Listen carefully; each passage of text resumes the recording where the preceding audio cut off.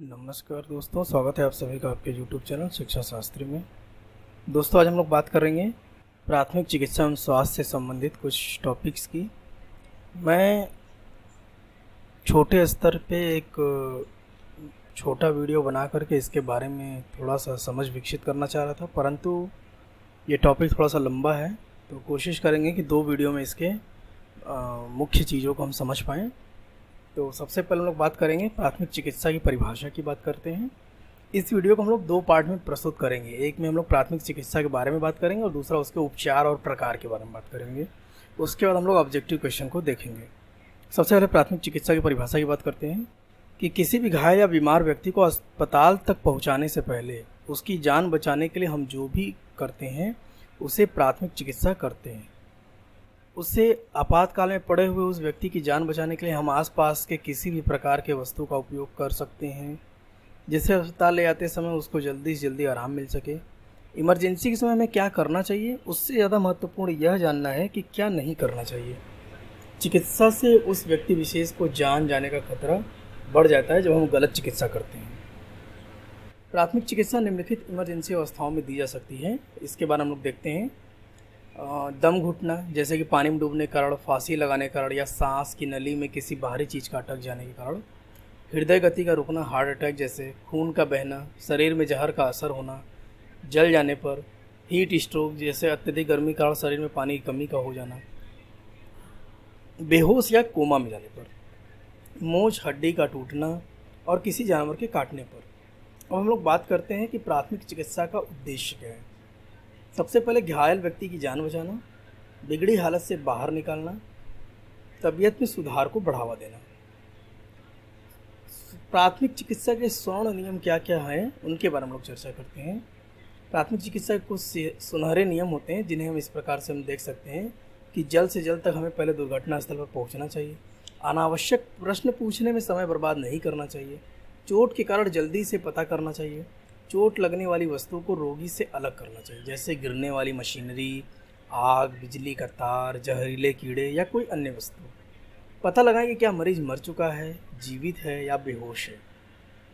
गोद लिए जाने वाले प्राथमिक उपचारों की प्राथमिकता को निर्धारित किए। उस क्रम में कार्डियक फंक्शन को भी ठीक करना, सांस लेने में मदद करना, चोट लगने की जगह से खून बहना बंद करें। जल्दी से जल्दी चिकित्सा की सहायता व्यवस्था करना चाहिए। रोगी का रिकॉर्ड और घटना का विवरण रखना चाहिए। जहां तक संभव हो मरीज को गर्म और आरामदायक स्थिति में रखना चाहिए। विशिष्ट उपकरणों की प्रतीक्षा करने की बजाय हम खुद से ही सुधार करने का प्रयास करें। यदि रोगी होश में है तो उसे आश्वस्त करें। प्राथमिक चिकित्सा के सिद्धांतों के बारे में बात करते हैं। सबसे पहले सिद्धांत है कि सांस की जाँच करना चाहिए और ABC नियमों का पालन करना चाहिए। ABC नियम क्या है, इसके बारे में हम लोग आगे चर्चा करेंगे। अगर चोट लगी है और रक्त बहा रहा हो तो जल्द से जल्द रक्तस्राव को रोकना चाहिए। अगर घायल व्यक्ति को सदमा लगा हो तो उसे समझाएं और सांत्वना दें। अगर व्यक्ति बेहोश है तो होश मिलाने की कोशिश करें।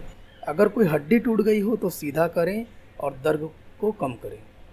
जितना जल्दी हो सके घायल व्यक्ति को नज़दीक अस्पताल में पहुंचने में मदद करना चाहिए। अब हम लोग बात करते हैं कि प्राथमिक चिकित्सा में ABC क्या होता है। सबसे पहले A की बात करते हैं, एयरवे, श्वास नली की जांच करना चाहिए। श्वास नली में रुकाव खासकर बेहोश लोगों में जीभ के कारण हो सकता है। बेहोशी के बाद मुंह में मांसपेशियों का ढीला पड़ जाने के कारण, गले में जो जीभ है उसके पिछले भाग में गिर जाने के कारण कभी कभी श्वास नली ब्लॉक हो जाती है। श्वास नली की जांच करने के बाद सबसे पहले अपनी उंगलियों को इस तरह से जीभ को खींचना चाहिए कि वह अपनी जगह पर खींच कर आ जाए। आप उसके पश्चात यह सुनिश्चित कर लें कि श्वास नली में किसी प्रकार का रुकाव न हो। ब्रीथिंग B यहाँ पे है, इसमें हम सांस की जांच करते हैं। सबसे पहले अपने कान को घायल व्यक्ति के मुंह के पास ले जाकर के सुनें और महसूस करें कि छाती को फिर ध्यान से देखें कि ऊपर नीचे हो रहा है या नहीं। अगर वह श्वास नहीं ले पा रहा है तो उसी समय माउथ टू माउथ रिप्रेशन चालू करें, जिससे घायल व्यक्ति को पीठ के बल सीधा लेटकर उसके मुंह को खोलकर अपने मुंह से हवा भरा जाता है। C, अब हम सर्कुलेशन की बात करते हैं। C क्या होता है, रक्त संचार की जाँच करना। अब बारी होती है रक्त संचार की जांच करने की। सबसे पहले घायल व्यक्ति के नाड़ी की जांच करना चाहिए। जांच करने के लिए कैरोटिक आर्टरी को ढूंढें। यह आर्टरी गर्दन के कोने में कान के नीचे होती है। आप अपनी उंगलियों को वहां रखकर जांच कर सकते हैं। पल्स की जांच करने के लिए 10 से 15 सेकंड लगते हैं। अगर उस व्यक्ति के दिल की धड़कन चल रही हो तो माउथ टू माउथ रिप्रेशन चालू रखें, और अगर दिल की धड़कन ना चल रही हो तो बिना देरी किए कार्डियोपल्मोनरी रिप्रेशन, CPR हम इसको कहते हैं हिंदी में, चालू करें माउथ टू माउथ रिप्रेशन के साथ। ये क्या होता है, इसमें एक बार मुंह से हवा देने के बाद मरीज के दिल के ऊपर एक हाथ और दूसरा हाथ रख करके ज़ोर ज़ोर से 4 बार दबाइए, जब तक घायल व्यक्ति अपने आप सांस खींच नहीं लेता है। यह काम 2 व्यक्ति के होने पर और भी सही प्रकार से हो सकता है, क्योंकि एक व्यक्ति माउथ टू माउथ रिप्रेशन करेगा और दूसरा CPR करता है। इस प्रकार अब हम लोग बात करेंगे कि प्राथमिक चिकित्सा में जो हम दे रहे हैं तो उस समय हम इन्फेक्शन से कैसे बचें। फर्स्ट एड के दौरान आपको इस बात का भी पूरा ध्यान रखना चाहिए कि कभी कभी घायल व्यक्ति के किसी भी प्रकार का इन्फेक्शन ना हो, और आपसे भी किसी प्रकार का इन्फेक्शन उस घायल व्यक्ति को ना हो। इसलिए अच्छे से हाथों को धोएं और ग्लव्स का उपयोग करें, जिससे कि क्रॉस इन्फेक्शन ना हो। खुले हाथों से रक्त जनित संक्रमण जैसे हेपेटाइटिस बी, हेपेटाइटिस सी या HIV और एड्स होने की संभावना होती है। यह वायरल बीमारियां किसी भी एक व्यक्ति के खून से दूसरे व्यक्ति के खून से मिलने पर होता है। प्राथमिक चिकित्सा पेटी फर्स्ट एड बॉक्स की बात करते हैं। इसमें क्या क्या सामान होना चाहिए, तो सबसे पहले श्वास नली की जांच, सांस से जुड़ी और रक्त संचार की जांच के लिए प्राथमिक चिकित्सा पेटी की बात करते हैं कि श्वास से जुड़ी समस्याओं के लिए कौन कौन से हमारे चीज़ें होनी चाहिए फर्स्ट एड बॉक्स में। उसमें मुंह के लिए मास्क होना चाहिए, चेहरे के लिए शील्ड होना चाहिए, फेस शील्ड, रक्तदाब मापी यंत्र होना चाहिए, ब्लड प्रेशर कफ जिसको हम कहते हैं, स्टेथोस्कोप होना चाहिए, इमरजेंसी फ़ोन नंबर्स होने चाहिए। घरेलू प्राथमिक चिकित्सा की किट में या पेटी में ये भी चीज़ें हो सकती हैं, जैसे स्प्रिट हो सकता है, अल्कोहल हो सकता है, बैंड एड हो सकता है, रुई हो सकता है, रुई के स्वब हो सकते हैं, आयोडीन लोशन, बैंडेज हो सकता है, H2O2 हाइड्रोजन पेरोक्साइड हो सकता है। अब हम लोग देखते हैं कि आघात या चोटों के लिए पेटी या सामग्री में क्या क्या चीज़ें होनी चाहिए। चोट लगना, खून निकलना, हड्डी का टूटना या जल जाने की सामग्री फर्स्ट एड किट में होना चाहिए। बहुत ही आवश्यक ये चीज़ें हैं। इसमें बहुत सारे बैंडेज, ड्रेसिंग का सामान होना ज़रूरी होता है, जैसे चिपकाने वाली पट्टियाँ, जैसे बैंडेड, स्टिकलिंग प्लास्टर हो गया आपका, मॉलिस्किन, छाले के उपचार और रोकथाम के लिए। ड्रेसिंग की सामग्री होनी चाहिए, जीवाणु रहित घाव पर सीधे लगाने के लिए। अजीवाणु या कीटाणु रहित आँख के लिए पैड होना चाहिए। अजीवाणु गॉज पैड होना चाहिए। इसके न चिपकने वाले टेफ्लॉन लेयर वाला पैड होना चाहिए। पेट्रोलेटम गॉज पैड होना चाहिए, जैसे कि छाती के पास घाव लगने के लिए या वायु रोड ड्रेसिंग के लिए, और ना चिपकने वाले ड्रेसिंग के लिए ये आप इसमें यूज कर सकते हैं।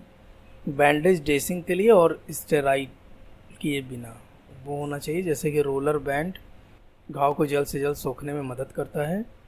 इलास्टिक बैंडेज, इसमें मांसपेशियों में खिंचाव और प्रेशर पड़ने पर ड्रेसिंग में उपयोगी होता है। जल रोधक यानी कि वाटरप्रूफ बैंडिंग का प्रयोग कर सकते हैं। त्रिकोणी पट्टियाँ या बैंडेज जैसे कि टूनिकेट रक्तरोधी जल्द से जल्द रक्त बहाव को रोकने के लिए यूज़ होता है। इसके साथ ही आपको बटरफ्लाई क्लोरसूरेट स्ट्रिप्स बिना साफ़ किए हुए घाव के लिए, और इसके बाद सेलाइन घाव को धोने के लिए, आँखों में गंदगी निकालने के लिए। साबुन होना चाहिए आपके पास घाव को साफ़ करने के लिए, और इसके साथ ही जले हुए घाव के ड्रेसिंग के लिए ठंडे जेल पैक और कैंची होना चाहिए। हम लोग बात करते हैं कि प्राथमिक चिकित्सा किट जो हमारे पास है फर्स्ट एड बॉक्स, उसके लिए ज़रूरी दवाइयाँ क्या क्या हैं। प्राथमिक चिकित्सा किट में कुछ ज़रूरी दवाइयाँ भी होनी चाहिए, जैसे दर्द को दूर करने वाली दवाइयाँ, दिल का दौरे पड़ने पर आराम करने के लिए जैसे कि, और कुछ एंटीबायोटिक।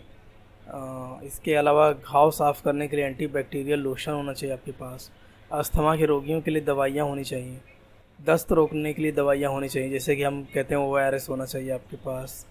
उल्टी को रोकने के लिए कुछ दवाइयाँ होनी चाहिए। ये सभी चीज़ें आप अपने फर्स्ट एड बॉक्स में रख सकते हैं। तो ये दोस्तों हम लोगों ने प्राथमिक चिकित्सा और स्वास्थ्य से संबंधित कुछ पहलुओं पर चर्चा किया। अगली बार जब हम लोग मिलेंगे तो प्राथमिक चिकित्सा के प्रकार और उसके उपचार के बारे में हम लोग बात करेंगे। आपने इस वीडियो के लिए समय दिया, आपका बहुत